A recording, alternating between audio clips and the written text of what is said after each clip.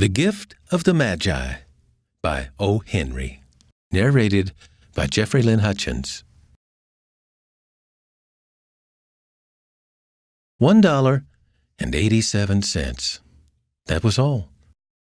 And 60 cents of it was in pennies. Pennies saved 1 and 2 at a time by bulldozing the grocer and the vegetable man and the butcher until one's cheeks burned with the silent imputation of parsimony that such close dealing implied. 3 times Della counted it, $1.87, and the next day would be Christmas. There was clearly nothing left to do but flop down on the shabby little couch and howl. So Della did it, which instigates the moral reflection that life is made up of sobs, sniffles, and smiles, with sniffles predominating.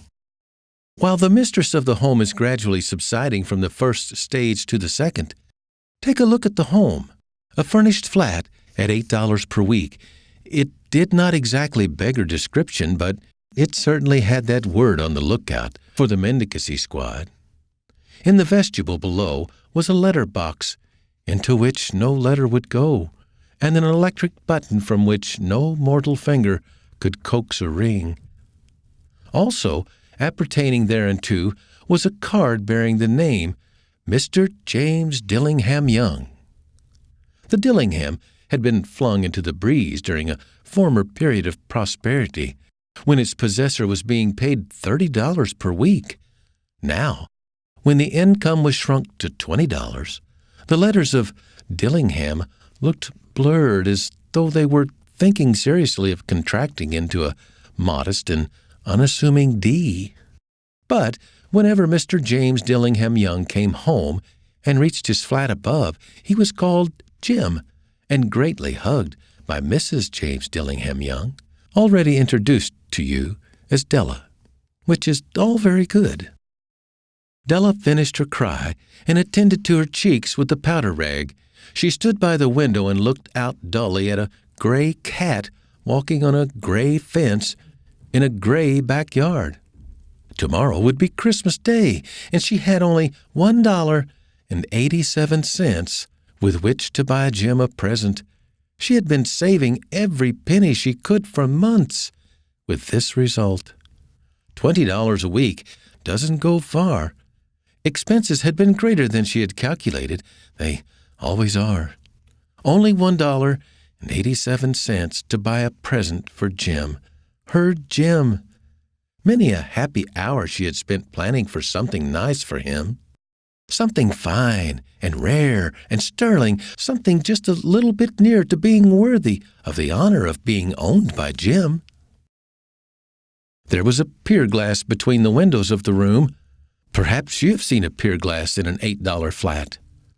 A very thin and very agile person may, by observing his reflection in a rapid sequence of longitudinal strips, obtain a fairly accurate conception of his looks. Della, being slender, had mastered the art. Suddenly, she whirled from the window and stood before the glass. Her eyes were shining brightly, but her face had lost its color within 20 seconds. Rapidly, she pulled down her hair and let it fall to its full length. Now, there were 2 possessions of the James Dillingham Youngs in which they both took a mighty pride. One was Jim's gold watch that had been his father's and his grandfather's. The other was Della's hair. Had the Queen of Sheba lived in the flat across the air shaft, Della would have let her hair hang out of the window some day to dry, just to depreciate Her Majesty's jewels and gifts. Had King Solomon been the janitor, with all his treasures piled up in the basement, Jim would have pulled out his watch every time he passed, just to see him pluck at his beard from envy. So now Della's beautiful hair fell about her, rippling and shining like a cascade of brown waters. It reached below her knee and made itself almost a garment for her. And then she did it up again nervously and quickly. Once she faltered for a minute and stood still while a tear or two splashed on the worn red carpet.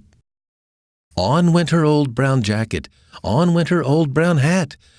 With a whirl of skirts and with the brilliant sparkle still in her eyes, She cluttered out of the door and down the stairs to the street.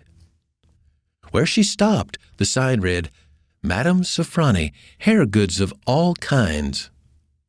One flight up Della ran and collected herself, panting. Madame, large, too white, chilly, hardly looked the Sofroni.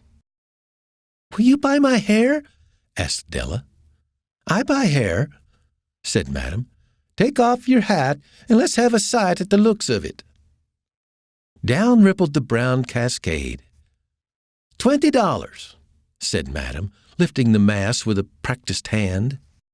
"Give it to me quick," said Della. Oh, and the next 2 hours tripped by on rosy wings. Forget the hashed metaphor. She was ransacking the stores for Jim's present. She found it at last. It surely had been made for Jim and no one else. There was no other like it in any of the stores, and she had turned all of them inside out. It was a platinum fob chain, simple and chaste in design, properly proclaiming its value by substance alone, and not by meretricious ornamentation, as all good things should do. It was even worthy of the watch. As soon as she saw it, she knew that it must be Jim's. It was like him. Quietness and value. The description applied to both. $21 they took from her for it, and she hurried home with the 87 cents. With that chain on his watch, Jim might be properly anxious about the time in any company. Grand as the watch was, he sometimes looked at it on the sly on account of the old leather strap that he used in place of a chain. When Della reached home, her intoxication gave way a little to prudence and reason. She got out her curling irons and lighted the gas and went to work repairing the ravishes made by generosity added to love, which is always a tremendous task, dear friends, a mammoth task. Within 40 minutes, her head was covered with tiny, close-lying curls that made her look wonderfully like a truant schoolboy. She looked at her reflection in the mirror long, carefully, and critically.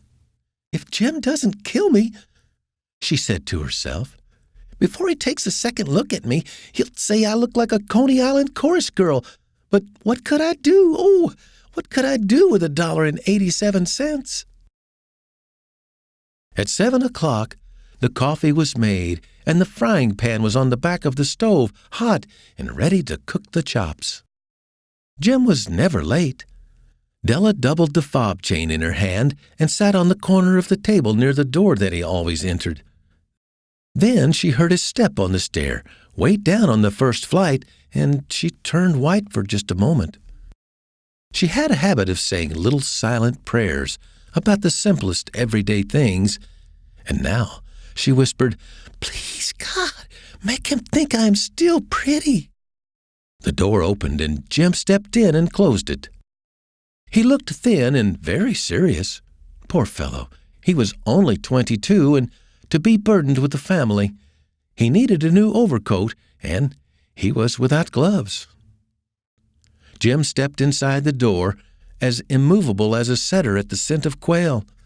His eyes were fixed upon Della, and there was an expression in them that she could not read, and it terrified her.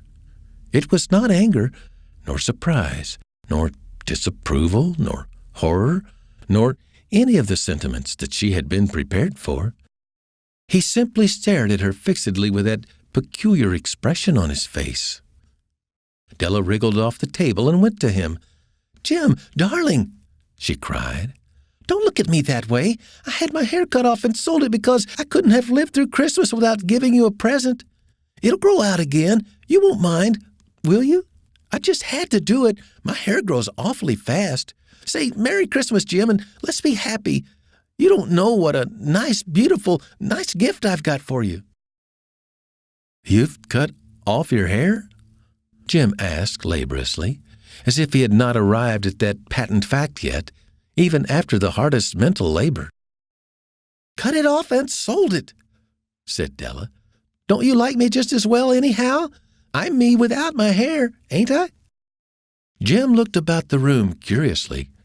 You say your hair is gone?" he said, with an air almost of idiocy. "You needn't look for it," said Della. "It's sold, I tell you, sold and gone, too. It's Christmas Eve, boy. Be good to me, for it went for you. Maybe the hairs of my head were numbered," she went on with a sudden serious sweetness, "but nobody could ever count my love for you. Shall I put the chops on, Jim?" Out of his trance, Jim seemed quickly to wake. He enfolded his Della. For 10 seconds, let us regard with discreet scrutiny some inconsequential object in the other direction. $8 a week, or $1 million a year. What is the difference?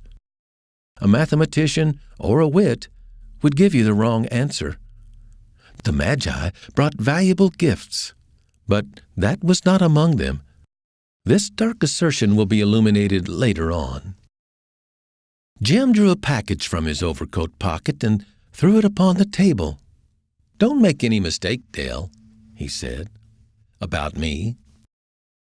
I don't think there's anything in the way of a haircut or a shave or a shampoo that could make me like my girl any less. But if you'll unwrap that package, you may see why you had me going a while at first." White fingers and nimble tore at the string and paper, and then an ecstatic scream of joy, and then, alas, a quick, feminine change to hysterical tears and wails, necessitating the immediate employment of all the comforting powers of the lord of the flat. For there lay the combs. The set of combs, side and back, that Della had worshipped for long in a Broadway window.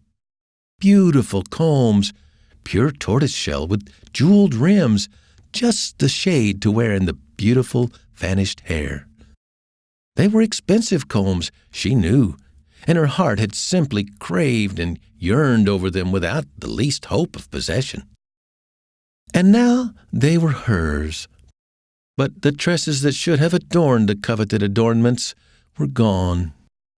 But she hugged them to her bosom, and at length she was able to look up with dim eyes and a smile and say, "My hair grows so fast, Jim."